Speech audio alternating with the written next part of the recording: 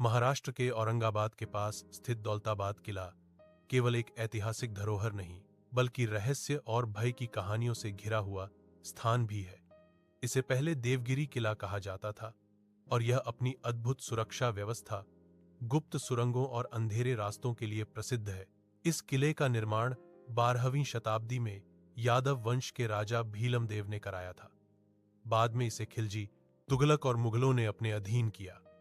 मोहम्मद बिन तुगलक ने जब अपनी राजधानी दिल्ली से दौलताबाद स्थानांतरित की, तब हजारों लोग इस कठोर यात्रा में मारे गए।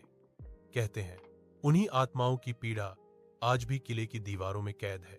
किले की सबसे डरावनी जगह उसकी अंधेरी भूल भुलैया और गुप्त सुरंगें हैं।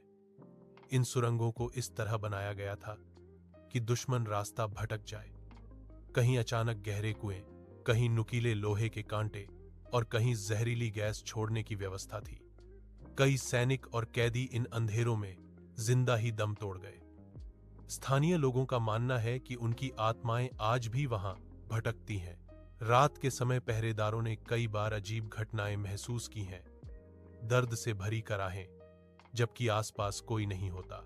एक प्रचलित कहानी के अनुसार एक राजकुमारी को दुश्मनों से बचाने के लिए किले की गुप्त सुरंग में छुपाया गया था, लेकिन वह रास्ता भूल गई और अंधेरे में ही उसकी मृत्यु हो गई।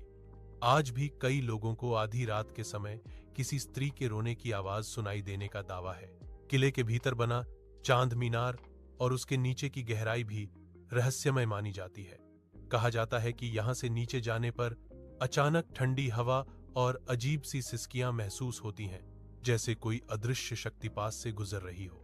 इतिहासकार इन बातों को मनोवैज्ञानिक प्रभाव और वातावरण का असर मानते हैं, लेकिन स्थानीय लोगों के लिए दौलताबाद सिर्फ एक किला नहीं, बल्कि आत्माओं का बसेरा है। सूर्यास्त के बाद यहाँ का सन्नाटा और घना अंधेरा मन में अनजाना भय भर देता है।